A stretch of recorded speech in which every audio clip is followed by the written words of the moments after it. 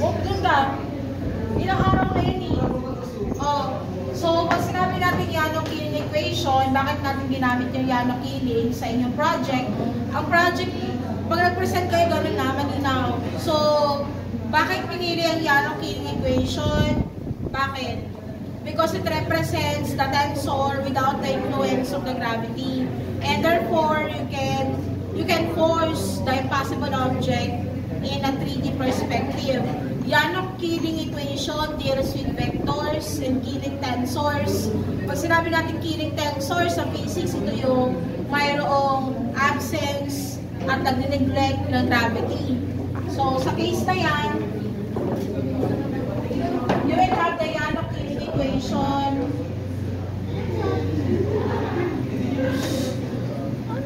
Ito yung full version ng Yano. So, you have this symbol, the inverted delta, is vector, and this node, U, represents the sequences, and then Y, sa vertical axis natin ng gravity. O, stem 5 na pakaingay nyo. And then you have, meron tayong tensor na radius, which can be x-axis or y-axis. Ito yan. Meron tayong angle, kasi katulad din sinabi ko sa inyo, yung impossible objects can be viewed on different angles, which is kaya natin ginamit si Yano-Killing equation para magkaroon ng conformal version si impossible object on 3D perspective. And then, what we need to do is to derive the equation. Yung binigay ko sa inyo equation ay r theta equals a cosine 3 theta. Tama? Ito yung kanyang final equation, which will force the impossible object on the pinhole.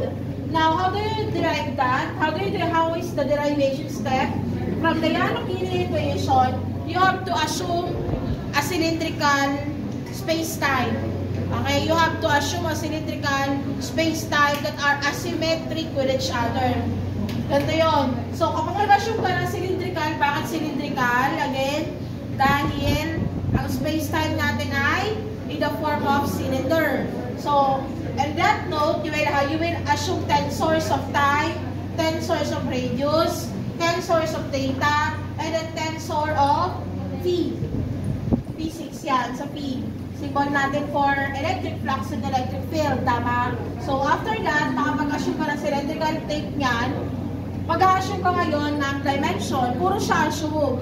Okay? Pero ang importante kasi, kapag magpakita kayo ng variable na lang in-assume ninyo, you explain why you assume that. And you explain that logically. Okay? Next, after no, nag-assume kayo ng planes. In-apply ko ako sa inyo, originally wala sa derivation ko. Sa planes ninyo, nakita ko meron kayong azimuthal, x, y, z. Azimuthal z, it means it's sa 3D. Lagay ninyo, alam pinaglalagay ninyo. Oh, x, y, z, azimuthal. That is not equivalent to the, laging di siya equivalent sa electric field or electric flux. Ibig sabihin, nila-neglect niya yung gravity. So, hindi siya pwede mag-equate doon, magkaroon ng same value. Kasi kapag nagkaroon sila ng same value, ang nangyayari doon, magkakaroon ng polarity. Which is a pasok ng derivation yun ng polar coordinates. Kaya dapat hindi ganon. Pag may polarity na, mahirapan na kayo magkaroon ng force perspective sa inyong impossible object. Okay? So, after nun, after the equation na yan, pag-apply ka ng line derivatives. Pag sinabi natin line derivatives, basic calculus, diba ito yung format niya, napapansin ninyo? Naka-r, theta, radius theta. Pero pag line derivatives, ito ay maka-convert into numerator, denominator. So, line derivative of r, which is can be any vector na y or x tensor, and then r, and then theta, na laging laging possible na mag-equate sa 0. Pwede siya mag-0. Ibig sabihin ng 0 at 0 meter, mag-view pa rin yung pinhole na yon. Or at 1 meter, mag-view pa rin siya. Possible pa rin yung existence niya at 0. Okay? And then, r, p, which is equal to 0 pa rin. So, mag-a-assume pa ngayon ng A and B axis mo lang, or A and B points. Ang purpose ng B ay points lang at point A at point B. So, after nun, mag-a-assume ka at line derivatives, A, beta, okay, my line derivative of beta over line derivative of theta is always can be equal to 0 but not always. And then at point A, the radius minus at point beta B, the radius and theta will have the same deduction value at 0. And then you will have the area, radius theta minus beta.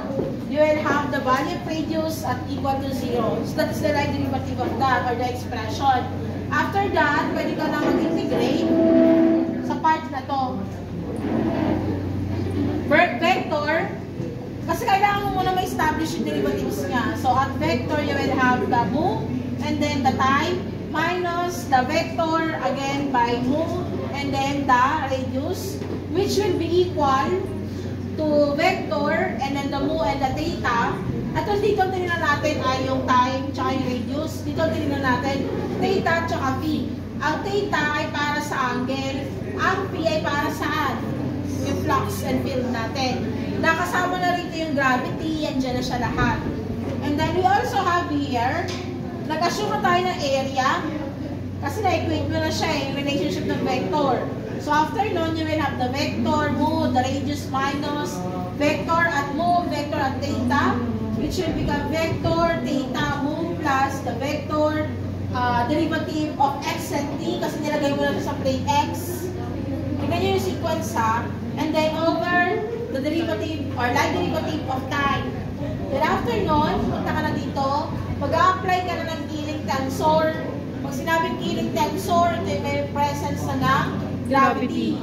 So ayun na si gravity, papasok pa si mu, si vector time, tapos yung multiply mo sa radius theta, magkakaroon ka ng line derivative na over v. So mag-a-assume ka ng area from here. Kailangan ma-explain mo lang yung pag-assume ninyo na equation.